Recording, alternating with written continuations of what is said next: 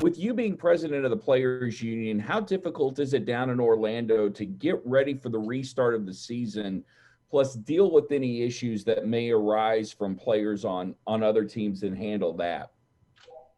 I think for me, aside from being the president of the union, it's about life and who you are as a human being.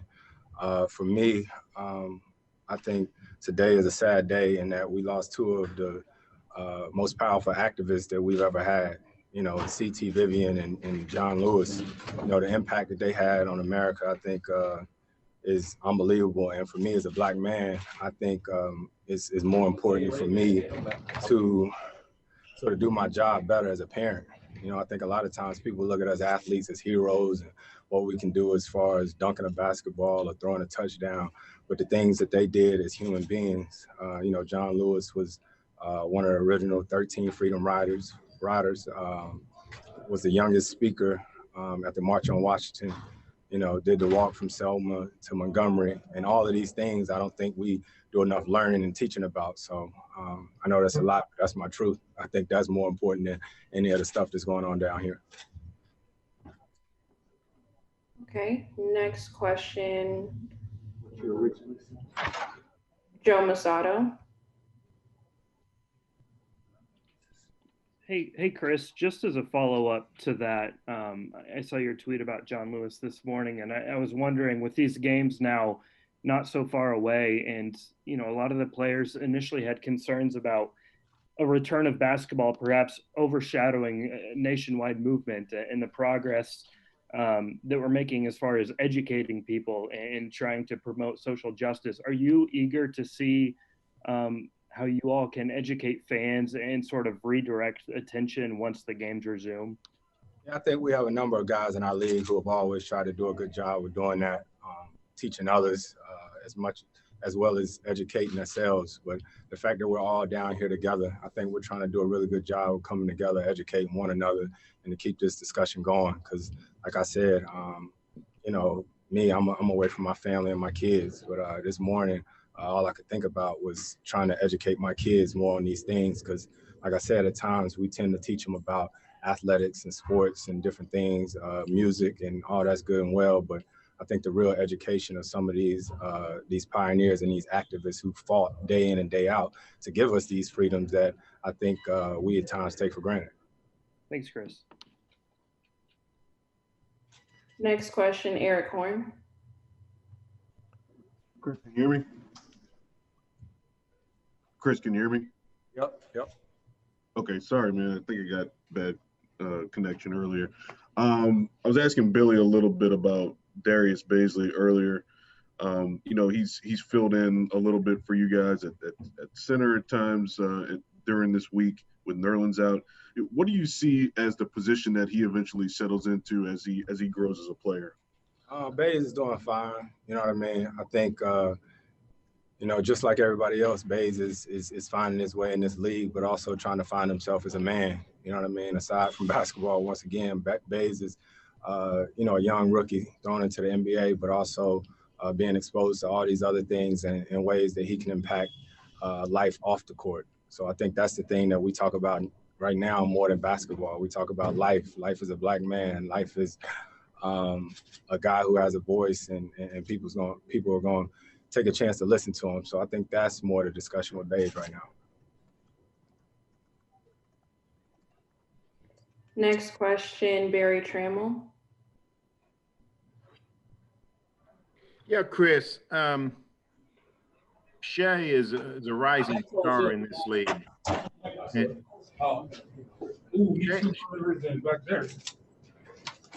Shay's a rising star in this league. He's about 2 years in. When you, in your many years in the league, when you look at young guys come in with some potential and they're sort of on a pretty steep rise in how they impact the NBA, what do you look for when you see if a guy is really going to turn into a big time star? And is Shea got some of those characteristics? Shea absolutely has it, but I'll revert to it because those are probably the two guys on the team that I spend the most time with. They know how good they are at basketball. They're going to continue to get better and better, but they know with me, a lot of times we talk about life. We talk about what's going on, and even though they're young guys in this league, they have a voice. They're very recognizable. Shea, being Canadian, like I said, he is going to be a star in this league. So just continue trying to educate each other on everything that's going on around us, not just the game.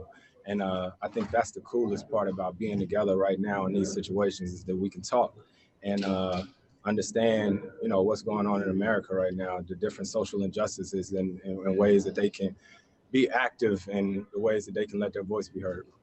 In follow up to that, you guys, it was important, it seems like, in the discussions to restart, it was important that your messaging on social justice not get interrupted by everybody going to Orlando. Do you talk about amongst yourselves while you're down there the ways you can impact that message in the bubble, and what's too much, what's not enough, what's effective, what's not effective? Is that something you guys do in Orlando? I think it's important for us to keep that dialogue going. Well, like I said, we have a number of guys in our league who do active work day in and day out. I don't think being down here is about any one individual. It's about how we can continue to educate each other and come together and make our voice be heard. Like we said, for us, coming to play, basketball is just a part of it. There's a lot of things that's going on in America that we can't turn a blind eye to. So we'll continue to discuss things and figure out what we can do and try to make sure action is firsthand. Next question, Tim Reynolds. Hey, Chris.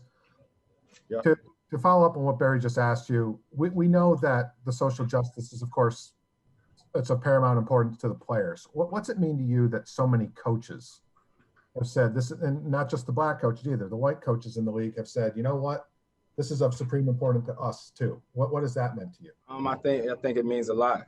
I think it means a lot. I think everyone is a part of this. I've had some GMs reach out. I had some great conversations with coaches that I know, whether it be Lloyd Pierce, whether it be Doc Rivers. So I think it's a conversation that has continued to happen, and I applaud our players more than anything. Throughout this entire ordeal, turmoil, whether it be COVID, whether it be social justice, our players have let their voices be heard, and we've talked about the different concerns, and we can't stop. Just because we got here, we don't stop now, so we got to keep it going. And Chris, on a basketball note, they're saying the first scrimmages on Tuesday, Wednesday, whenever you guys start them next week, are going to be 10-minute quarters, a little bit of shorter game, just to try to not tax guys' bodies so much and stuff like that. You think that's a good idea? I don't know nothing about that yet, so I'll find out. Okay.